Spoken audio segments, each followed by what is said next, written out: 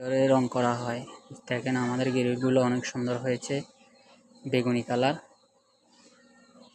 এরা বিল্ডিংয়ে কাজ করতেছে না, ওরা গ্রিলের চাঙ্কার পড়ে যাচ্ছে তাই কাজ করাচ্ছে। আমরা গ্রিলগুলো শুধু করতেছি। দেখেন অনেক সুন্দর হয়েছে বেগুনি কালার দিয়ে।